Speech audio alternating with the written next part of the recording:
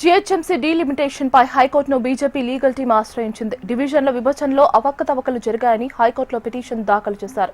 ప్రజలు అభిప్రాయాలు, స్థానిక వాస్తవాలు, భౌగోళిక పరిస్థితులు, జనాభా ప్రమాణాలు పరిగణలోకి తీసుకోకుండా విభజన జరిగిందని పిటిషన్లో వెల్లడించారు. డీలిమిటేషన్ వల్ల పరిపాలన ఇబ్బందులతో పాటు అభివృద్ధి అసమానతలు ఏర్పడే అవకాశం ఉందన్నారు. వెంటనే డివిజన్ల విభజనపై స్టే ఇవ్వాలని బీజేపీ లీగల్ టీం ధర్మాసనాన్ని కోరింది.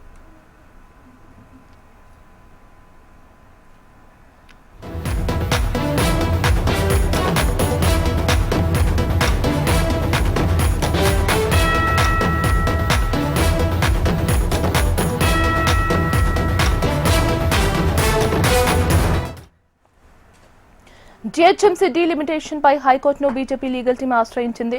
డివిజన్ల విభజనలో అవకతవకలు జరిగాయని హైకోర్టులో పిటిషన్ దాఖలు చేశారు.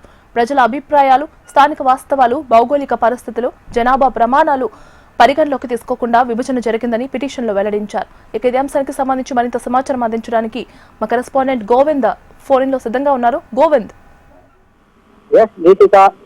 తెలంగాణ ప్రభుత్వం ఏదైతే ప్రతిష్టాత్మకంగా హైదరాబాద్ మెట్రోపాలిటన్ సిటీను దేశంలోనే అతిపెద్ద మహానగరంగా రూపుదిద్దుకోవాలని, అదేవిధంగా హైదరాబాద్ ఆనుకున్న శివారు ప్రాంతాలు ఏవైతున్నాయో ఇక్కడ హైదరాబాద్ జీహెచ్ఎంసీ పరిధిలో ఏదైతే అభివృద్ధి కార్యక్రమాలు జరుగుతా ఉన్నాయో, ప్రజల ప్రమాణాలు, జీవన ప్రమాణాలు ఏ విధంగా అయితే మెరుగుపడుతూ ఇక స్థానికంగా ఉన్నటువంటి డివిజన్ల అభివృద్ధి ఏ విధంగా జరుగుతుందో, ఇక్కడ ఉన్నటువంటి ఓఆర్ఆర్ పరిధిలో ఉన్నటువంటి హైదరాబాద్ శివారులో ఉన్నటువంటి ప్రాంతాలన్నీ తీసుకొచ్చి ఒక జీహెచ్ఎంసీలో కలిపినట్లయితే ఖచ్చితంగా అక్కడ ఉన్నటువంటి స్థానిక ప్రజలు కానీ అక్కడ ప్రాంతాల విభజన ద్వారా కారణంగా కూడా మొత్తం కూడా హైదరాబాద్ మహానగరంగా రూపొందించబడి అయితే ఒక జీహెచ్ఎంసీలో జరిగే అభివృద్ధి కూడా ఒక పట్టణాభివృద్ధి ఏదైతే ఉందో ఒక శివారు ఏదైతే ఓఆర్ఆర్ లో కలుపుకున్నట్లయితే ఖచ్చితంగా పట్టణాభివృద్ధి కూడా అన్ని ఒకే చోట కూడా ఈ మహానగరంలో అభివృద్ధి అంతా కూడా సమానాభివృద్ధి జరగాలని ఏకైక లక్ష్యంతో ఏదైతే ప్రభుత్వం తీసుకున్నటువంటి ఒక విభజన ఏదైతే ఉందో, అంటే జీహెచ్ఎంసీ లోపల ఓఆర్ఆర్ ను తీసుకొచ్చి ఇక్కడికి కలపడంతో ఒక ప్రాథమిక గెజిట్ రావడం అంతా కూడా వార్డుల విభజన ప్రక్రియ ఏదైతే జరుగుతున్న తరుణంలో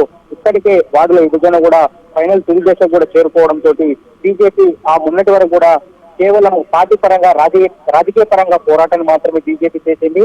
ఇప్పుడు బీజేపీ ఏకంగా రాజకీయ పోరాటం కాకుండా కూడా న్యాయ పోరాటం కూడా బీజేపీ సిద్ధమైనటువంటి భాగంగానే ఈ రోజు హైకోర్టును ఆశ్రయించడం జరిగింది. ముఖ్యంగా ఈ యొక్క పిటిషనర్లు కూడా ఒక 5 మంది కలిసి ఒక పిటిషన్ దాఖలు చేయడం జరిగింది.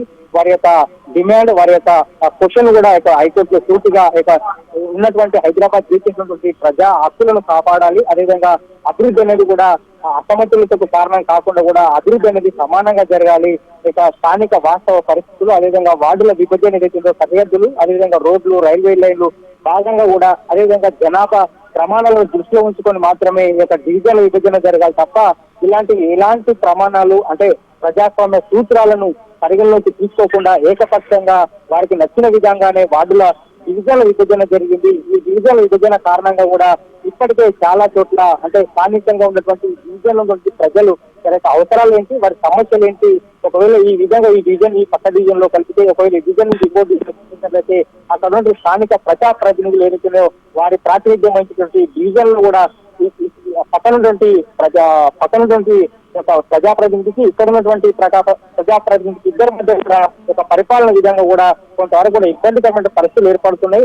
వారి మధ్య కూడా గందరగోళం ఏర్పడి అక్కడ నుండి స్థానిక స్వపరిపాలన అనేది బలోపేతం కాకుండా కూడా చాలా వరకు కూడా అడ్డుకునే ప్రయత్నం, అదేవిధంగా దాని కారణం కూడా స్థానికంగా కూడా ఎటు చూసినా ఏ కోణంలో చూసినా అక్కడ నుంచి స్థానిక డివిజన్ ప్రజలు మాత్రమే ఇబ్బంది పడే అవకాశం ఉంటుంది. కాబట్టి రాజ్యాంగ సూత్రాలకు లోబడి రాజ్యాంగానికి లోబడి మాత్రమే డివిజన్ విభజనలు జరగాలి తప్ప ఎవరో చెప్తే ప్రభుత్వం ఏదైతే ఆదేశం తీసుకొని ఏకపక్షంగా కూడా వార్డుల విభజన ఇంకా ఈ విధంగా కూడా జీహెచ్ఎంసీ విస్తరణ జరగడం అంతా ప్రక్రియ అంతా కూడా రాజ్యాంగ సూత్రాలకు లోబడి జరగడం లేదంటూ కూడా ఒక పిటిషనర్లు హైకోర్టును ఆశ్రయించడం. అయితే ఖచ్చితంగా రాజ్యాంగానికి లోబడి మాత్రమే వార్డుల విభజన జరిగే విధంగా కూడా హైకోర్టు జోక్యం చేసుకొని యొక్క జీహెచ్ఎంసీ విస్తరణ వార్డుల డివిజన్ల విభజన ప్రక్రియ ఏదైతుందో ఈ ప్రక్రియ మీద ఖచ్చితంగా హైకోర్టు జోక్యం చేసుకుని న్యాయపరంగా చట్టపరంగా ప్రజల అవసరాలను, భౌగోళిక వాస్తవాలను, జనాభా ప్రమాణాలు ఏవైతున్నాయో వీటిని పరిగణలోకి తీసుకొని మాత్రమే వార్డుల విభజన జరిగినట్లయితేనే ఖచ్చితంగా స్థానికంగా ఉన్నటువంటి హైదరాబాద్ మహానగరం మరింత అభివృద్ధి చెందడానికి అవకాశం ఉంటుంది.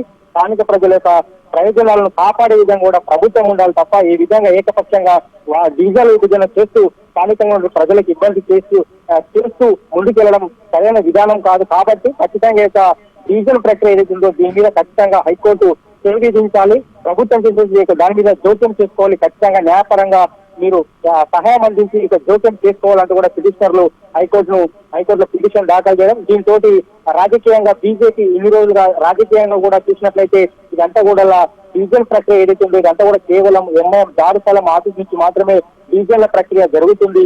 ఖచ్చితంగా ఈ యొక్క బడంపేట్ ఏదైతే ఉందో బడంపేట్ ను తీసుకొని పక్కన నుండి ఎల్బీనగర్ లో కలపకుండా బడంపేట్ ఆదిపత్రం తీసుకొచ్చి చార్మినార్ జోన్ లో కలపడానికి కూడా ఇప్పటికే బీజేపీ పెద్ద ఎత్తున ఆందోళన చేసి రాజకీయంగా కూడా ఎదుర్కొనే ప్రయత్నం ఒకవైపు చేస్తూనే ఇప్పటికే చేసింది. మళ్ళీ తిరిగి రాజకీయ కోణంలో కూడా ప్రభుత్వం మీద అదేవిధంగా ఒకవైపు రాజకీయ పోరాటం చేస్తూనే మళ్ళీ తిరిగి న్యాయపరం కూడా పోరాటం చేసుకోవాలనే భాగంగానే ఈ రోజు హైకోర్టుకి వెళ్ళడం జరిగింది. అయితే మరి బీజేపీ చేసే రాజకీయ ఆరోపణలకు కూడా ప్రభుత్వం అన్ని ఆలోచించి మరి ఇప్పుడు ఒకవైపు ప్రభుత్వం యొక్క గెజిట్ అంటే డివిజన్లు ఏదైతే ప్రస్తుతం 150 డివిజన్లు ఉన్నాయి, ఈ డివిజన్ కూడా 300కు పెంచుతూ కూడా ఇప్పటికే గెజిట్ రావడం, మరి డివిజన్ల ప్రక్రియ మీద ఖచ్చితంగా న్యాయ పోరాటంతో పాటు కూడా రాజకీయ కోణంలో కూడా బీజేపీ రెండు వైపులా కూడా ఈ యొక్క పోరాటాన్ని కొనసాగిస్తుందని కూడా మనకు అర్థమవుతున్నట్టు కనపడుతుంది. జీవిత రైట్ గోవింద్, థ్యాంక్ యూ.